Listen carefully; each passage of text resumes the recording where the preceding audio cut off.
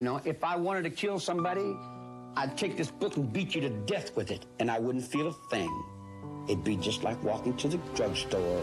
Sharon Tate. Sharon Tate. Sharon Tate has been heavily pregnant. She and 4 of her friends were brutally murdered by the so-called Charles Manson family. We have a weird homicide. In a scene described by one investigator as reminiscent of a weird religious rite, 5 persons, including actress Sharon Tate, were found dead at the home of Miss Tate and her husband, screen director Roman Polanski. A wandering band of members of a so-called religious cult with a leader they call Jesus has had 3 of its followers arrested in the investigation of the murder of Sharon Tate and 6 others. Miss Tate, who starred in Valley of the Dolls, was 8 months pregnant and was found in a bikini-type nightgown with a rope around her neck attached to the body of a man. They called themselves the Family. They came and went, and the number varied from 20 to 30. Police said they were a pseudo-religious cult. What do you want to call me a murderer for? I've never killed anyone. I don't need to kill anyone. I think it. I have it here.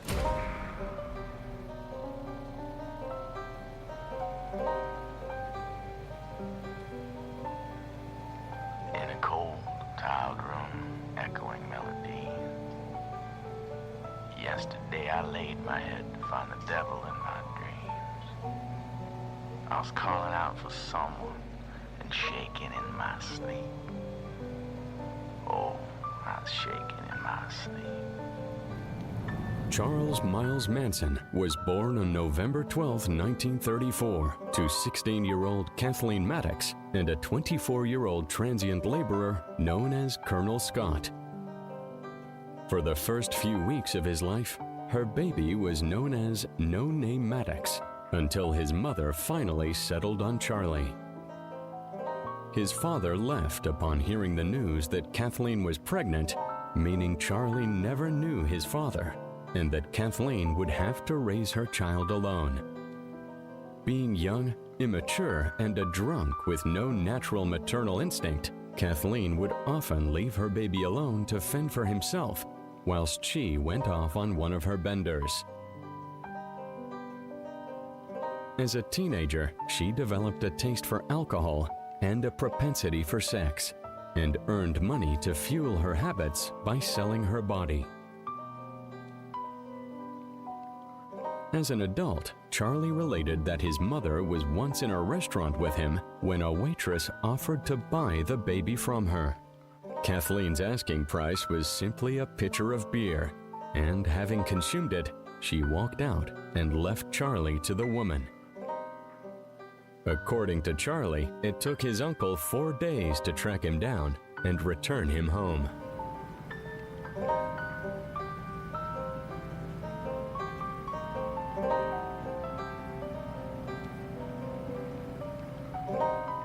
Charlie's mother wasn't a very stable figure during much of his childhood.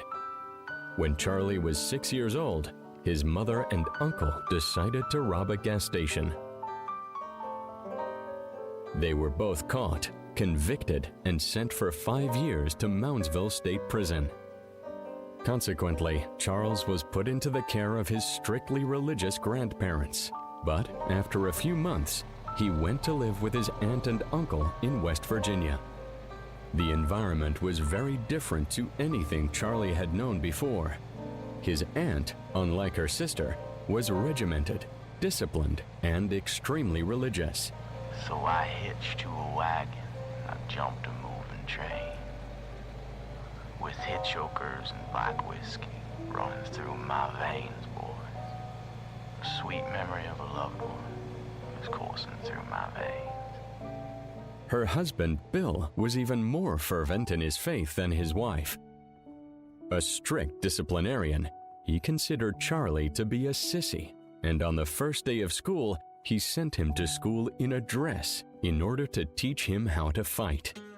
Charlie soon adapted to this very different kind of life and actually grew to enjoy his new regimented routine. The 2 years between 6 and 8 were to prove to be the most stable of his young life. But then his mother was released from prison and immediately took him back. Kathleen was more unstable than ever. she preferred a life of promiscuity and alcohol abuse to maternal domesticity. Continuously in trouble with the law and with no money for bed and board, they constantly moved around the Midwest. The transient life that he was forced to live shaped the type of boy that Charlie would become. Age 9, Charlie dropped out of school. He kept to himself, living his life through his imagination. He was constantly watching, taking things in, and dreaming of a future free of his incompetent mother. He also learned how to become a very accomplished thief. At age 9, Charlie was caught stealing and sent to reform school. 3 years later, he was caught again. This time, he was sent off to the Gibault School for Boys in Terre Haute, Indiana. Before he was taken away, Kathleen promised to visit him often. However, she never did. Just 10 months into his incarceration, Charlie escaped. He robbed a grocery store to get some money, and when that ran out, he stole other things, including a bicycle. He was caught in the act of making off with the bike and soon found himself back in confinement. I don't know pain. I don't know pain. I have no depth of pain. I have no depth of suffering. I don't know ridicule. I don't know all the bad things. I haven't been punished by you all my life since I was 10 years old. I've been in every reform school you got across the country and used to lay down and have to get my ass whipped till I couldn't walk. Tell me about some pain. And that's our fault. That's all those people... No fault. Make strong, good pain. Understand pain. Not bad. Pain's not bad. It's good. It teaches you things. It teaches you things. Like when you put your hand in fire, ow, you know not to do that again. Yeah, I understand that. At around the age of 15, Charlie was given a psychiatric assessment. He was found to be aggressive, antisocial, and illiterate. A caseworker reported that the boy was severely emotionally traumatized and in serious need of psychiatric treatment. Surprisingly, it was also noted that he had a higher than normal aptitude for music.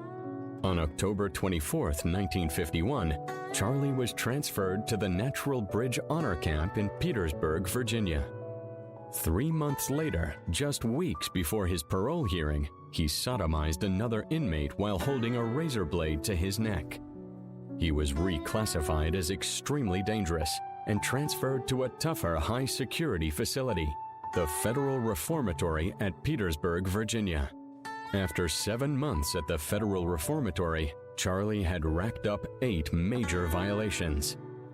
He was classified as defiantly homosexual, dangerous, and safe only under supervision, with assaultive tendencies. Towards the end of 1952, he was sent to a higher security facility. There, to the surprise of everybody, he transformed into a model prisoner. He took lessons in reading and maths and began working in the vehicle maintenance department. It seemed as though Charlie was finally trying to clean up his act. On January 1, 1954, he was given a Meritorious Service Award for his scholastic achievements.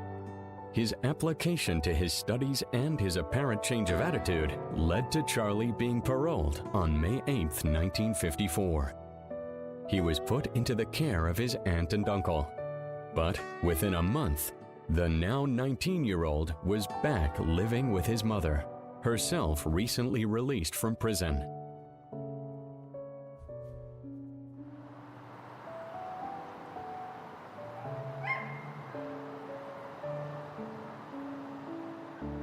Six months after his release, Charlie married a waitress by the name of Rosalie Jean Willis. Shortly thereafter, a son, Charles Manson Jr., was born. Charlie worked at a series of low-income jobs, augmenting his pay by stealing cars and other minor crimes. By 1958, he had extended his criminal earning potential by becoming a pimp. In June 1960, he fled to Laredo, Texas, with a California warrant out for his arrest. When one of his girls was arrested there for prostitution, he was picked up and returned to Los Angeles to face a 10-year sentence for cashing a forged treasury check. At the age of 26, Charlie was sent to the U.S. Penitentiary at McNeil Island, Washington. Once again, Charlie was behind bars. While serving his sentence, he learned to play the guitar and became interested in Scientology. During his time at McNeil Island, he also became obsessed with the Beatles. Charlie had an inflated appreciation of his own musical talent, claiming that he would, with the right backing and training, be even bigger than the Beatles. He became friends with an inmate by the name of Alvin Karpis. This former public enemy number one was also a former member of the infamous Ma Barker gang. He taught Charlie how to play the steel guitar, which further fueled his musical obsession. And in 1966, Charlie's prison record noted that he spent most of his free time writing songs, accumulating 80 or 90 of them in a single year. Karpis later commented on the Charlie that he knew at that time. He recalled that Manson was a master manipulator of other people. Prison authorities also noted that he had a tremendous drive to call attention to himself. In June 1966, Charlie was once again sent to Terminal Island, this time in preparation for early release. When the day arrived on March 21, 1967, he had spent more than half of his 32 years behind bars. He requested that the authorities let him stay in jail, but he was told that he had to leave.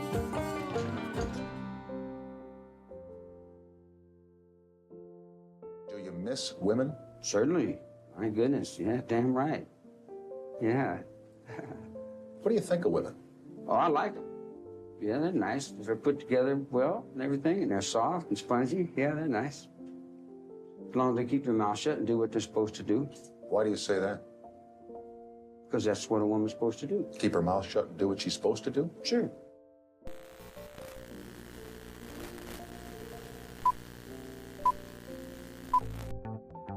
Welcome to the 60s.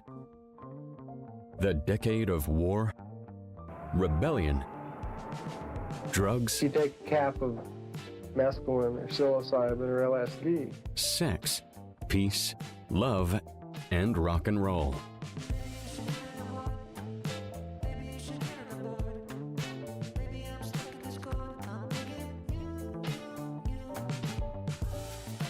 Charlie wandered into the Haight-Ashbury district of San Francisco with $35 in his pocket and no plans except for a desire to make it big in the music business. The guy is on a fantasy trip. He moved into an apartment in Berkeley and made money by panhandling. Before long, he had gotten to know a 23-year-old assistant librarian at UC Berkeley named Mary Brunner, who he quickly won over and moved into her apartment. Brunner came under Charlie's spell, and he convinced her to widen out the home. Within a few months, there were 18 young women living with them. Charlie gradually introduced Mary and the other girls to drugs, and before long, Mary had quit her job and become a devoted follower of Manson. The family was beginning to take shape. With his female entourage and his guitar, Charlie merged perfectly into the hippie culture that was then in full bloom in San Francisco. He refined his role as a spiritual master, guru, and prophet, using mind control techniques to get girls to do whatever he wanted. Most of the girls that he gathered around him came from troubled backgrounds and suffered from insecurities that left them directly open to Charlie's manipulation. As well as breaking down their inhibitions with mind control techniques, he used LSD and amphetamines to control his ever-expanding harem. After about 9 months living in and around San Francisco, Charlie began to despair of the place. It had, as he asserted, become too overrun with African Americans, and crime was rampant. Of course, the family was doing their bit to add to those criminal statistics. They stole credit cards and used counterfeit money to get what they needed. They also stole a big yellow bus and painted it black. Charlie and his followers took to traveling by bus down the California coastline as far as Mexico and Texas, partying and committing more crimes. After 18 months of extended travel, they finally settled in Topanga Canyon near Los Angeles in a 2-story house.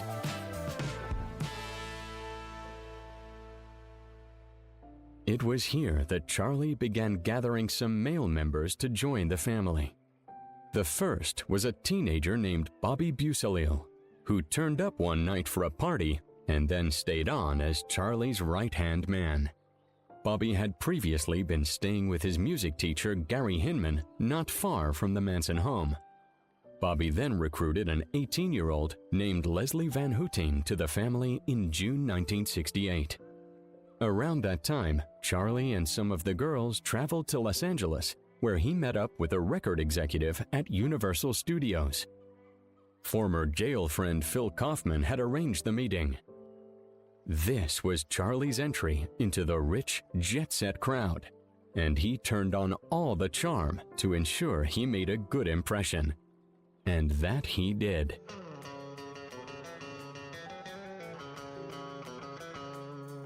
Charlie had the gift of the gab, and soon the family were rubbing shoulders with the rich and famous at posh parties in the Hollywood Hills. In the late spring of 1968, Beach Boys drummer Dennis Wilson was driving away from Malibu Beach when he happened to pick up 2 hitchhikers. The girls were part of the Manson family, and they quickly agreed to go back to his Beverly Hills home. The 3 made love that afternoon, and then Wilson left for his recording session, promising to return later to take up where they left off. When Wilson returned home in the early hours of the following morning, he was surprised to see that a full-scale party was underway. He was greeted in the driveway by a short man with a scraggly beard who approached him, dropped to his knees, and began kissing his feet. The girls who Dennis had met earlier came running out, declaring, "This is the guy we were telling you about. This is Charlie." Inside his home, Wilson found 12 more women, most of them topless, lying around and smoking pot. Manson told him that the girls were all there for Wilson's pleasure. Wilson was impressed with the sway that Charlie had over the women. He welcomed the family with open arms, and his home became the regular venue for Charlie-orchestrated orgies. Wilson called Manson the Wizard and began inviting influential showbiz friends to come and meet him. Dennis also allowed Charlie to use anything he wanted, his Ferrari or Rolls-Royce, and all the food, drink, and drugs he or his groupies wanted. But funding the family wasn't cheap. Eventually, Wilson's manager became fed up with the influence and expense that Manson was having on his client, and Charlie and the girls were ordered out of the mansion. Rumors were also spread of the children of the rich and famous being given drugs and having sex under Charlie's direction. Suddenly, the door to the Hollywood elite lifestyle was slammed shut. And with it, Charlie's plans for a music career were also shut down. This caused a familiar buildup of jealousy, anger, and rage that would inevitably find expression in violence.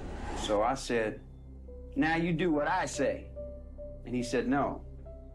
I said, "You do exactly what I say." And he said, "No." "I'm telling you. I'm not asking you. I'm telling you. You do exactly what I say." And that's about the extent of it. All this occult, all that hocus pocus stuff that you guys are playing, I don't know nothing about all that. You know nothing about something called Helter Skelter. Tell me, Charles, I don't know. It's a fairy. It's worse than a fairy tale. It's a fairy tale.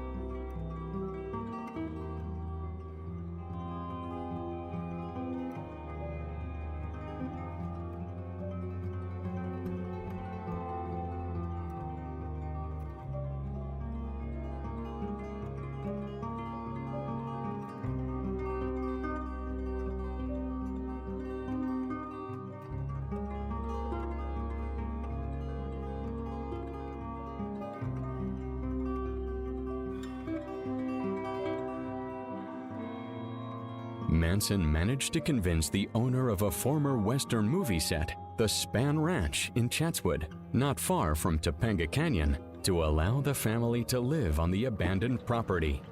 The family moved to the ranch, getting by stealing and scavenging. The tales Charlie would tell to coerce his followers gradually became more and more bizarre, involving religion, Scientology, and a lot of imagination. Charlie took to quoting the Bible to family members as they gathered round a bonfire during the evenings. He also interpreted Beatles songs, explaining that the lyrics were directed toward them. He was obsessed with one song in particular, Helter Skelter. He told his followers that the song envisioned an apocalypse brought on by a race war of blacks killing whites. The blacks would win, he said, but would then turn to Manson to rule the new world.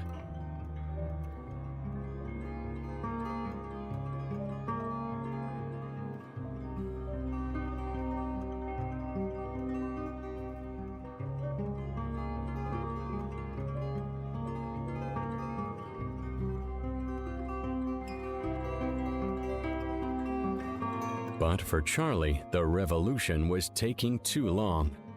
He wanted it to happen immediately. And so, he began preparing family members for a series of actions that would precipitate the Black Uprising. The first step would be to release an album of music that would contain subtle messages that would foment the Black Revolution. My world is a sad world. Often wondered if there's blame.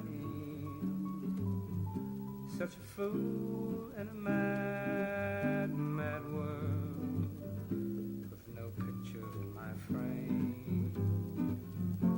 On May 8, 1969, Terry Melcher, a producer who Charlie had met through Dennis Wilson, arrived at Span Ranch to listen to Charlie and the girls sing. People say I'm no good, but they never, never do, they say, why their world is so mixed up, oh, how it got that way. After hearing the family's music, Melcher made numerous promises, but similarly to Charlie's mother, he never followed through on them. On the 25th of July, 1969, Charlie ordered Bobby Busalil and two women to the home of Gary Hindman, the music teacher who Bobby lived with before moving in with the family. Manson had heard that Hindman had recently inherited $20,000, and he wanted it. But it wasn't going to be so easy. Hindman refused to hand over the money after numerous threats, so eventually Charlie was called, arriving shortly after. After screaming at him, Charlie pulled out a sword and began cutting off his ear. He then left, giving instructions to get the money or kill Hindman. After 3 days, Bobby stabbed his former teacher to death. But before leaving, he and the girls wrote the words "Political Piggy" on the wall, along with a panther paw in red to lay the blame on the Black Panther movement.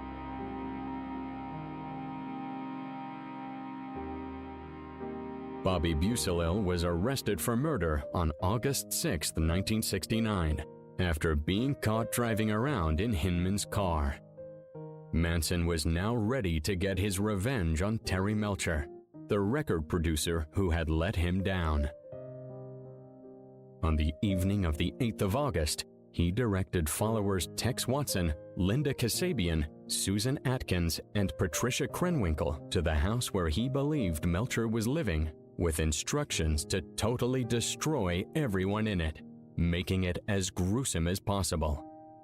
After some investigation, the family figured out that the house was located at 1050 Celio Drive. But they hadn't investigated it thoroughly enough. Something was wrong. Melcher didn't live there anymore.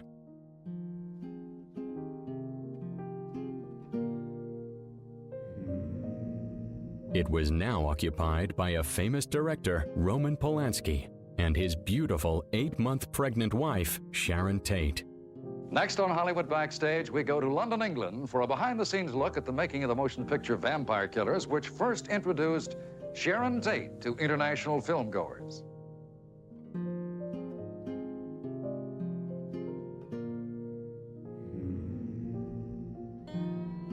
Sharon Tate was an American actress and model with a budding career ahead of her.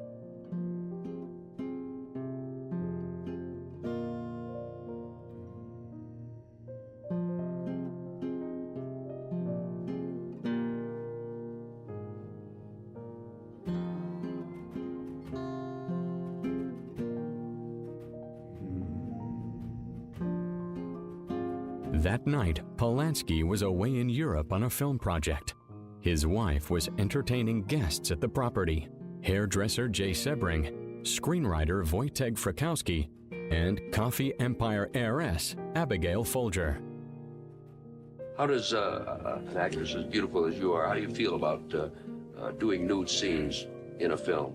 Well, I feel that if it's a real scene and it's an honest scene, and if it's something where you're stripped naked, that you would be doing naturally, you know, making love, which is natural, taking a bath, you know, that's lovely, you know. In other words, if it has an authentic reason, legitimate reason for it, it's beautiful. But if it's contrived, you know, then it becomes vulgar.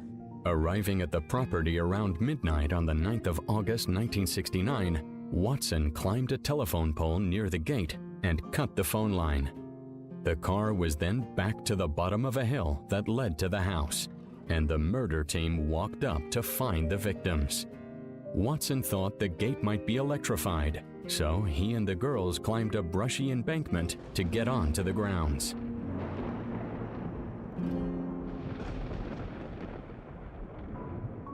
Just then, car headlights came on from farther up the property. Ordering the women to lie down in the bushes, Watson approached the vehicle and leveled his .22 caliber rifle at the driver, 18-year-old Stephen Parent, who begged him not to hurt him, claiming that he wouldn't say anything. Watson first slashed him with a knife and then shot him 4 times in the chest.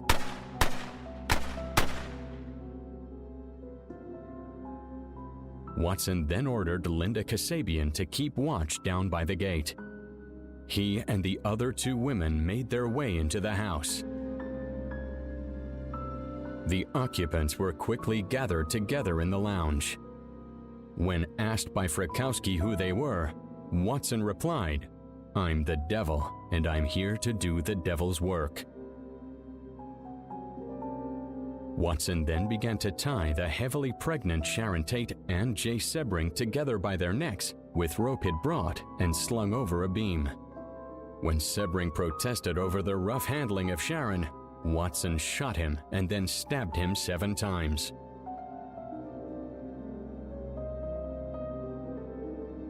Folger was taken momentarily back to her bedroom for her purse, and she gave the murderers $70. Watson then stabbed Sebring 7 times. Meanwhile, Frykowski began struggling with Susan Atkins, who repeatedly stabbed him in the legs and torso. Still, Frykowski managed to get to the front door. Seeing this, Watson rushed after him, meeting up with him on the porch and smashing his head with the gun butt before shooting him twice. Frykowski suffered 51 stab wounds and also had been struck 13 times in the head with the butt of Watson's gun, which bent the barrel and broke off one side of the gun grip, which was recovered at the scene. Abigail Folger had managed to escape out onto the yard. Krenwinkel pursued her and caught her on the front lawn, where she stabbed her and tackled her to the ground. Watson then helped kill her. Her assailant stabbed her a total of 28 times. Now, the only remaining victim was Sharon Tate. As she lay on the lounge room floor with a rope around her neck, she begged to be able to live long enough to have her child. But her pleas were ignored, and either Watson or Atkins stabbed her repeatedly, including in the abdomen, until both she and her unborn baby were dead. Remembering Manson's instructions to leave a sign on the walls, Atkins wrote the word pig with Tate's blood.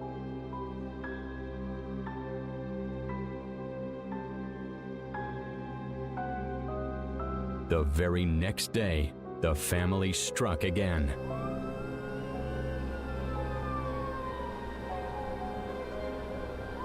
Displeased with the previous night's messy events at the Tate residence, Manson insisted on accompanying the next Helter Skelter mission, which he scheduled for August 10. The 4 family members who had participated in the Tate murders were again summoned by Manson, along with another family member, Leslie Van Houten. Manson ordered Kasabian to cruise the neighborhoods of Los Angeles in search of potential victims before settling on the home of the LaBiancas. In the early morning hours of August 10th, 1969, Manson family members entered the LaBianca house. Manson and Watson awoke a sleeping Lino LaBianca on the couch in his living room at gunpoint. Lino was assured by Manson and Watson that he would not be hurt and that they only intended to rob him. Lino was then asked if there was anyone else in the house. He told Manson and Watson that his wife, Rosemary, was in the bedroom. Manson went to the bedroom and awoke Rosemary. He allowed her to put a dress on over her nightgown before leading her into the living room where Watson had Lino tied up. Manson and Watson reassured the couple that they wouldn't be hurt and were just being robbed. After collecting all the cash in the house, Manson ordered Watson to take Rosemary back to her bedroom, where Watson placed a pillowcase over her head, wound a lamp cord around her head, and gagged her with the lamp cord. He told her to stay quiet and remain in the room. Watson returned to the living room, and Manson then left the house. Within a few minutes, Leslie Van Houten and Patricia Krenwinkel entered the residence and were instructed by Watson to go to the bedroom. Watson then began stabbing Lino repeatedly, only stopping briefly when Lino screamed, "Stop stabbing me." Rosemary, hearing her husband screaming, began screaming and flailing around the room, still blinded by the pillowcase on her head. Krenwinkel and Van Houten called Watson for help. Watson left the badly bleeding Lino in the living room and entered the bedroom to find Rosemary swinging the lamp still attached to the cord used to gag her. Tex lunged forward and stabbed her until she fell to the floor. By the time the stabbing ended, Watson, Krenwinkel, and Van Houten had stabbed Rosemary 41 times.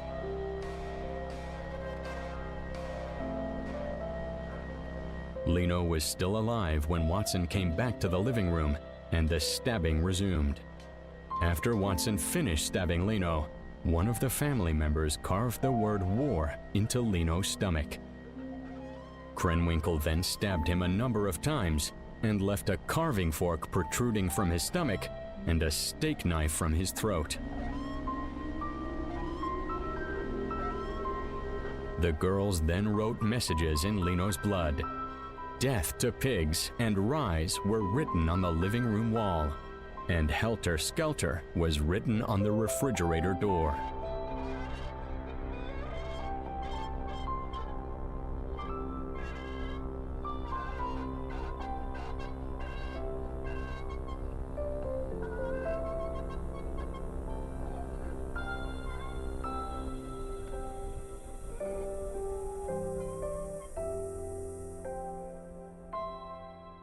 You're talking about dying. Now, it gets me nervous. Why? Did you have any thoughts about something? Was you wanting to go anywhere? Were you happy when you found out you weren't going to go to the gas chamber, Charles? I knew I wasn't going to go to the gas chamber because I hadn't done anything wrong. You scared to die? Sometimes I feel I'm scared to live. Living is what scares me. Dying is easy. We have a weird homicide. In a scene described by one investigator as reminiscent of a weird religious rite, 5 persons, including actress Sharon Tate, were found dead at the home of Miss Tate and her husband, screen director Roman Polanski. A wandering band of members of a so-called religious cult with a leader they call Jesus has had 3 of its followers arrested in the investigation of the murder of Sharon Tate and 6 others. Miss Tate, who starred in Valley of the Dolls, was 8 months pregnant and was found in a bikini-type nightgown with a rope around her neck attached to the body of a man. 2 bodies inside, 2 bodies outside. Among the other victims were Hollywood hairstylist Jay Sebring and coffee heiress Abigail Folger. Authorities would allow no one in an unofficial capacity inside the posh $200,000 home in the hills overlooking Los Angeles. When police arrived, they found the telephones and electricity lines cut. The bodies had been dead about 12 hours. They were discovered this morning by a maid who ran screaming to neighbors.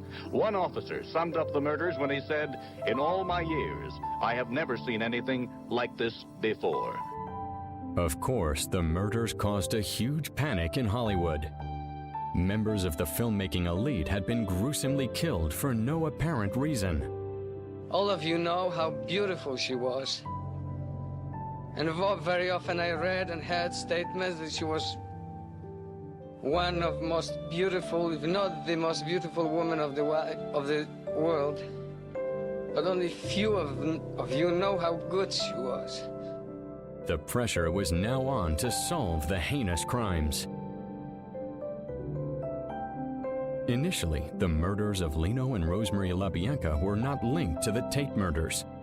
The difference in lifestyles, circle of friends, and lack of any apparent connection were important factors in the decision to split up the investigation.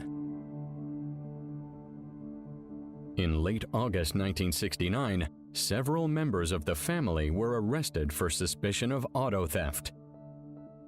The charges were dropped and family members were released. However, Susan Atkins remained behind bars for questioning about her role in the murder of music teacher Gary Hinman. While in jail, Atkins began boasting to fellow inmates about her involvement in the still unsolved Tate murders. Eventually, 2 of the inmates, Virginia Graham and Veronica Ronnie Howard, informed prison officials of her claims. Police apparently got their break in the Tate case when this girl, Susan Atkins, a member of Manson's family, was arrested in another Los Angeles murder and talked to a cellmate about the Tate killings. According to the police, and they have in fact shown me some evidence which indicates that they have a reason to believe that she may have been involved in both those other episodes, at least to some extent. I can say this much, though, she has at no time ever actually herself physically killed any person. Are you saying she may have been present, though? The police evidence as revealed to me would indicate that she was. In December 1969, Atkins provided testimony before a grand jury about the Tate-LaBianca murders in exchange for immunity from the death penalty. About the same time, police interviewed a member of the Straight Satan's motorcycle gang who was a Manson acquaintance. He told them that Manson had recently been bragging about knocking off 5 people.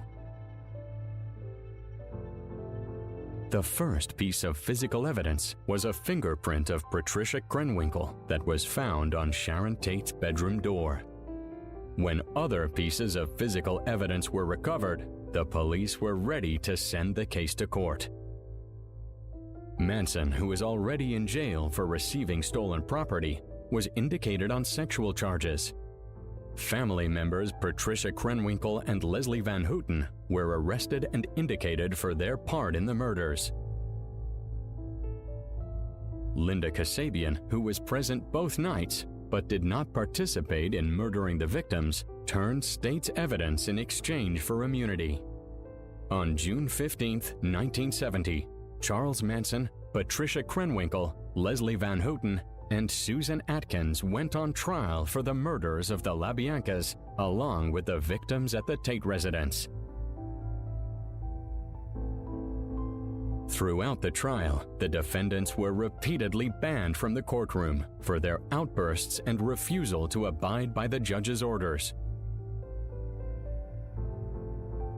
Manson and his co-defendants were found guilty on January 25, 1971.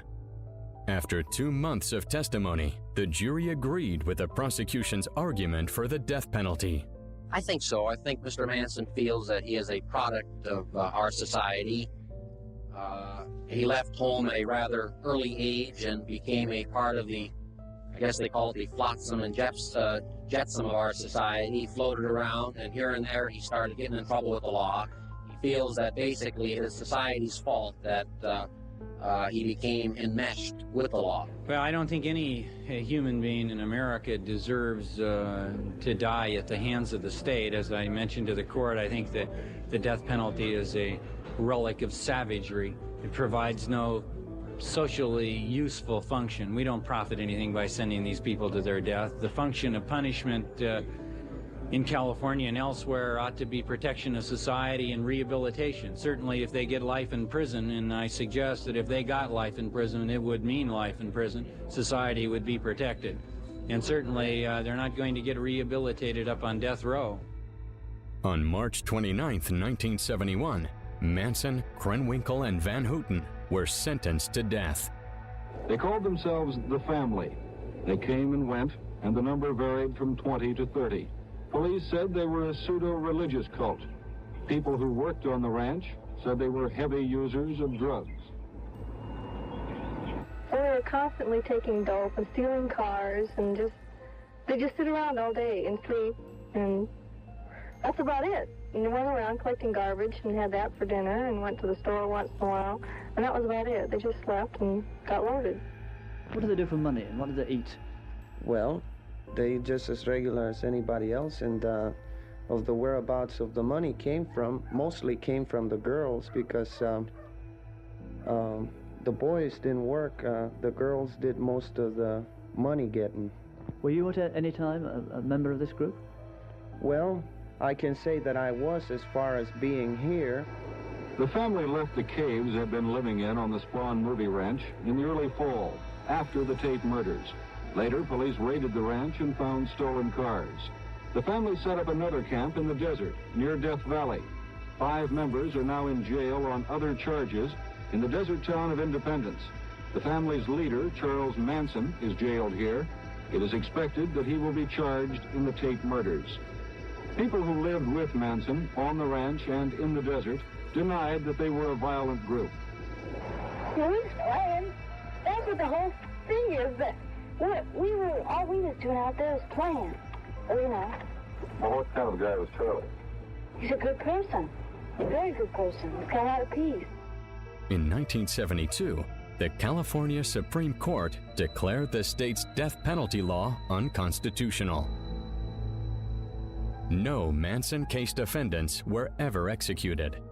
Their sentences were among those commuted to life imprisonment when the state of California temporarily outlawed the death penalty on February 18, 1972, in the case of California v. Anderson.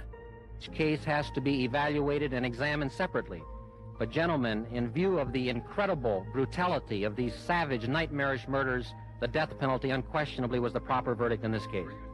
Charles Manson died on November 19, 2017, of cardiac arrest, having spent nearly 50 years behind bars for his orchestration of the crimes that shook the world in 1969. He was 83 years of age. Was he out there all the time? I don't even know. You know, he'd take off over the mountain, just like a deer. And he just wandered around. Was anybody stealing anything out there? Yeah, what's there to steal? We don't want to bother nobody. You know, all we want to do is get away from the city.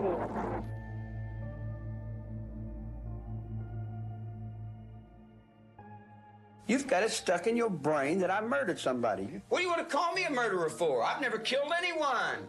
I don't need to kill anyone. I think it. I have it here. You know, if I wanted to kill somebody, I'd take this book and beat you to death with it, and I wouldn't feel a thing. It'd be just like walking to the drugstore. Do you feel blame? Are you mad? Do you feel like wolves kebab for Flanders? Get Flanders,